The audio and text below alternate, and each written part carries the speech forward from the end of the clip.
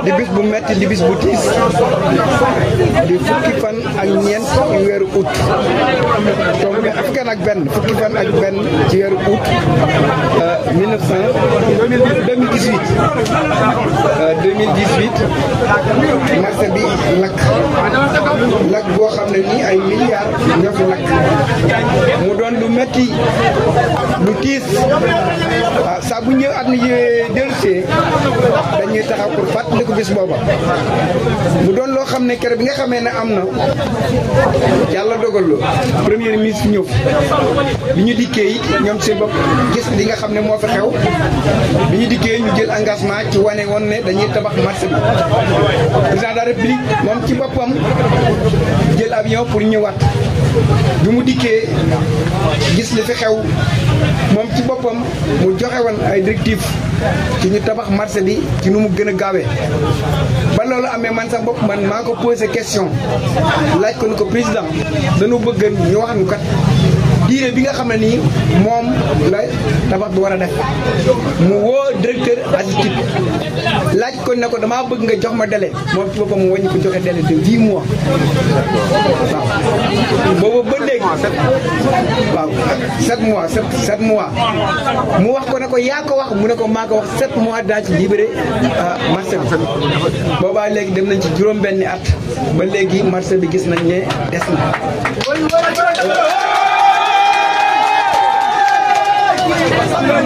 ministre du commerce monsieur Fofana ñëwoon na fi mu fi ñëwoon mois de février ba mu dikkee joxaat ñu délai de 3 mois 2023 non 2022 la woon waaw 2022 la mois de février la fi ñëwoon jox na ne fii ba mois de juin marché bi day ubbi jusqu'à présent gis nañ ne ba léegi liggéey bii tax na commerçant yi nag sonn nañ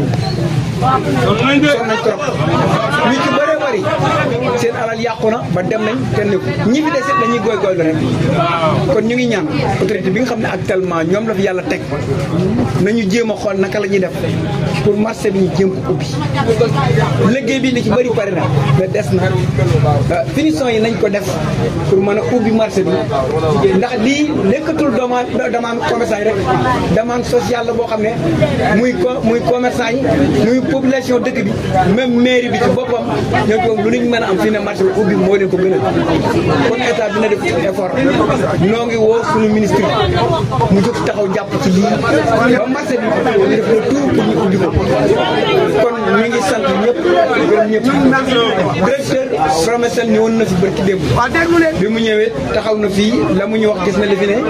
bu demee dina waxtaan ak ay kilifaam ñu jéem a xool naka la ñuy def pour àggale liggéey bi pour mën a ubbi marché bi kon ñu ngi leen di woo ca loola te nam gën a gaawee ñu def ko ñun li ñuy def ñun ñëpp dañoo bokk dëgg réew mi kenn ku nekk am na woo foo mën a war a mën a taxaw pour liggéey ba dox li wér te wóor mooy commerce mën nañu ne mooy première prioritaire Sénégal ndax liñ fiy dugal ci état amul kenn ku koy dugal comme suñu amee problème bu ñu amee problème état ci boppam war na fexe ba secteur boobu ñu soxal ko ci ni mu gën a gaawee pour seen activité mën a doxaat kon nag ñu ngi ñaan président de la république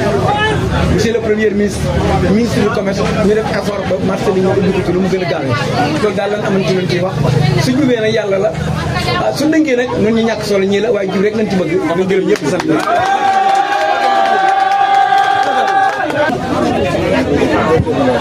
أعوذ بالله من الشيطان الرجيم السلام عليكم ورحمة الله mbokki Ziguinchor yëpp rawatina waa marché Tilène ñuy jaale suñ mbokk yi nga xam ne ñoom yàlla dogaloon ñu bokkoon liggéey bi yàlla dogal ñu jiitu ji mu mel ni ki ni lu toll ci 7 personnes di juróom-ñaari nit ñu newoon ci marché bi wàcc nañ kon yàlla nañu fàttaliku leen ñaanal leen yàlla. kon mel na ni li nga xam ne mooy fi ñuy gën di waxee nan lañ mën a def ban jàppale ñu ci marché bi mu mel ni ki dañuy yëglu ci kilifa yi nga xam ne ñoom la yàlla dogal ñu ne fi muy président Bassirou Diomaye Faye ak premier ministre Ousmane Sonko. liñ gën a itteel mooy suñ marché bi mel na ni ba mu lakkee ba léegi toll na ci juróom-benn at le 11 août 2018 la lakkoon di lakk gu métti li ñu yoroon lépp lakk mel na ni lu toll ci 1 milliard 500 millions lakk na ci marché bi kon mel na ni li ñu yoroon lépp jeex na. président nag diggoon nañu 7 mois lañ koy defar yàlla dogal na loolu amul ñoom nag comme yàlla dogal na jóge nañ fi liggéey nañ fi ba marché bi toll fii yéen la yàlla dogal ngeen yor réew mi ñuy sàkk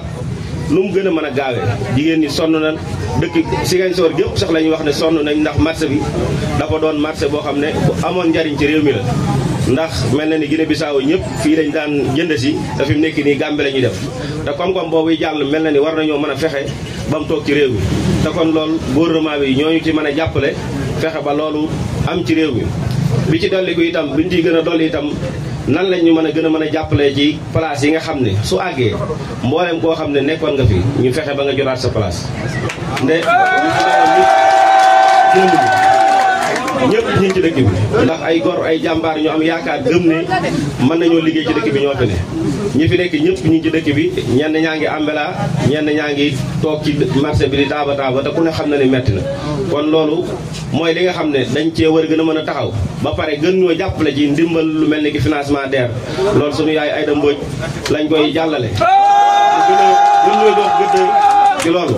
ndax xam nañ ne digoon nañu fi DER ba président waxoon dina jox 1 milliard pour financer ñu ko waaye ba léegi mel na ni loolu mel na ni war nañ ko mën a lijjanti ba xam loolu fan la def ndax taxaw na ne dinañu financer 1 milliard joxuñu ko waaye ba léegi mën nañ ne gis ñu ci dara kon yàlla dogal na moom lañ ko dénk nag bëgg nañ mu gëstu loolu ñëw taxaw fexe ba loolu ñu jotaat ci xaj na suñ kilifa dina ñëw àggale kàddu yi salaamaaleykum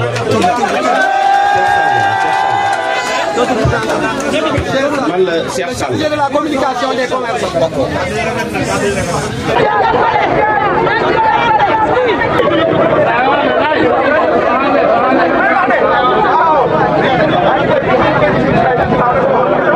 bismillahi mina seytaane rajim bismillahi rahmaani rahim man la Ami Diop Maram Ndiaye présidente des femmes marché Tilène.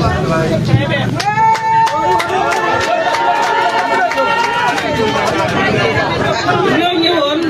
bëgg waxtaan nag kii nga xam ne moom mooy président de la République monsieur Bassirou Diomaye Faye ak premier ministre am mooy Ousmane Sonko ñoom lañ bëgg a waxtaan ci li nga xam ne moom la ñuy dund muy coono di métti depuis ba suñu marché bi lakkee 2018 le 10 mars ba 7 le 11 la suñu marché bi lakkoon yàlla dogaloon na ñu nekk fi ku nekk di góorgóorlu ba kenn ku ci nekk yàlla def dénk la ay millions fii li fi lakk ay milliards la moo xam ci góor ñi la moo xam ci jigéen ñi la ba mu lakkee ba tey nag ci coono la ñuy dund ba mu lakkee nag gis nañ autorité yi fi nekkoon muy premier ministre ñëwoon na seet ñu président ñëw na fi bi mu fi ñëwee moo fi teg première pause pierre waaye 7 mois lañ ñu waxoon ci biir 7 mois yooyu defe naa ñun ci juróom-benn at ñu ngi ci ndox mi ñu ngi ci naaj wi ñu ngi ci taw bi mu metti lool suñu jigéen ñi fii ñuy jaayee defe naa jël ngeen ko yoonu ndox la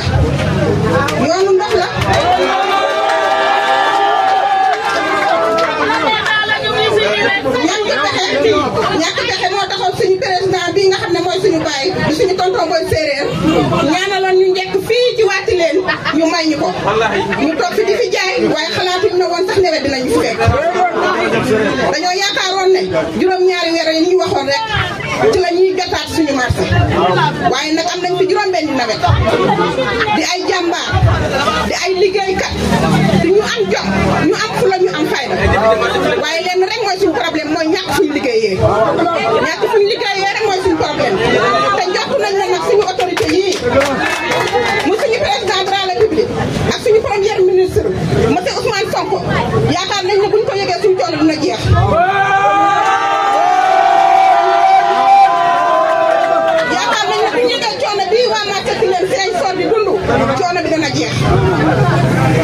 monsieur le président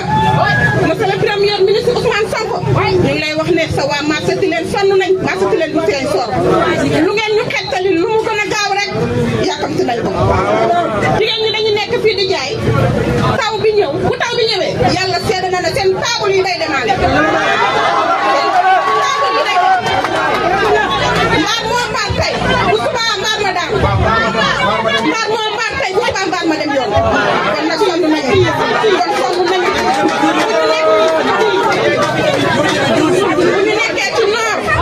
bu ñu nekkee ci noor naaj bi tàng jël bagage bu ñu jënd indi ko di ko jaay naaj bi yàq ko bagage bu ñu indi di ko jaay naaj bi yàq ko sonn nañu amul sécurité amul lumière bagage boo fi bàyyi ko pour setee fekk ñu sàcc ko bagage boo fi bàyyi bu ko setee ba fekk ñu sàcc ko ñenn ñi dañuy obligé ñi fi jot a am place di ubbi seen place di dencal ñenn te ku ne xam na ne fukki place mënta denc junniy bagage fukki place mënta denc junniy bagage ñenn ñi dañuy bàyyi fii naaj bi di ko yàq sàcc yi di ko sàcc bu tawee ñu sonn kon nag ñu ngi sàkku ndimbal ci président ak premier ministre yu biñ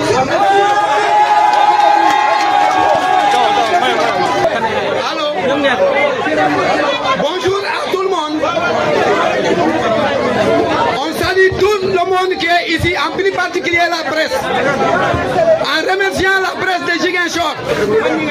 que disait chaque fois qu'on a besoin d'eux, ils laissent tout le travail pour venir nous accompagner depuis les 6 ans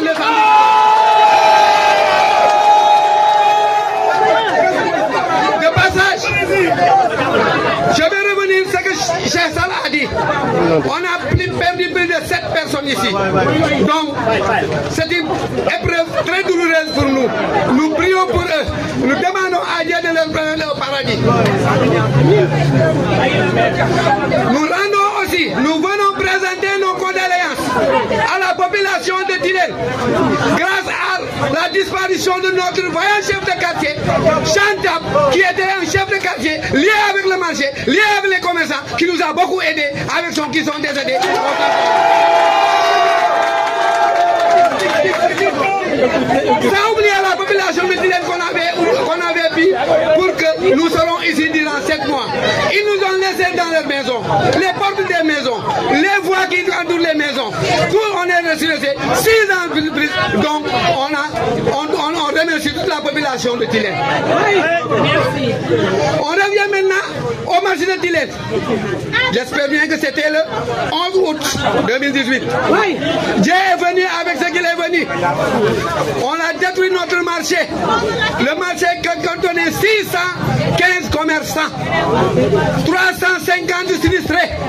Donc ils se sont retrouvés le même jour avec simple clé. Personne n'a même pas de quoi déjeuner. 6 ans durant, nous sommes ici en train de galérer. La population est où? Nous sommes dans les rues, les ravins, sous le soleil, sous l'eau, la pluie, les vents. Les femmes sont plus fatiguées là où elles sont circulées. De grâce, je remercie mes commerçants. Durant 6 ans, ils sont dans des problèmes très compliqués et personne ne les a entendus. Donc les commerçants, on vous remercie très bien.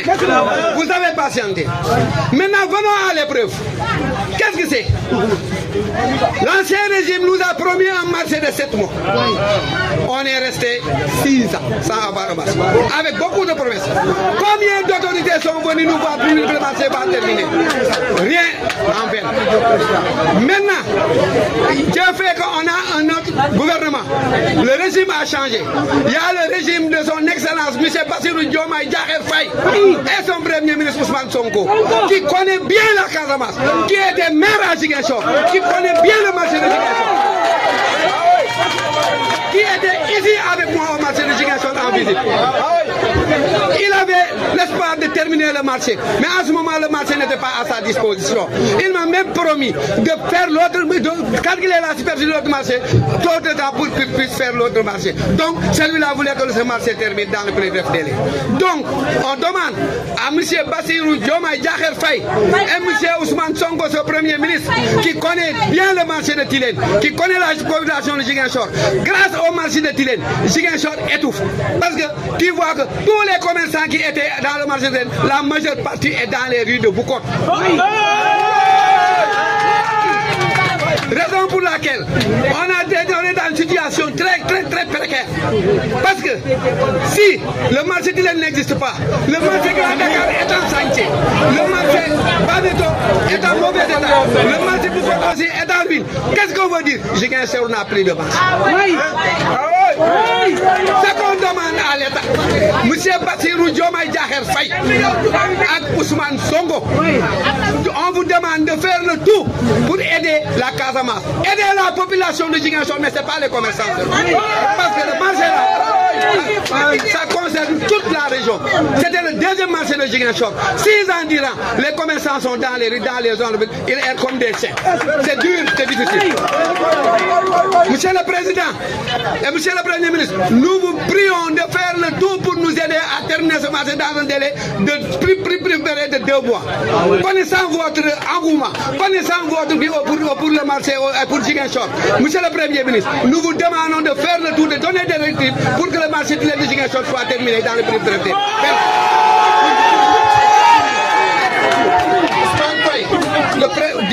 Le président des commerçants de Tilène.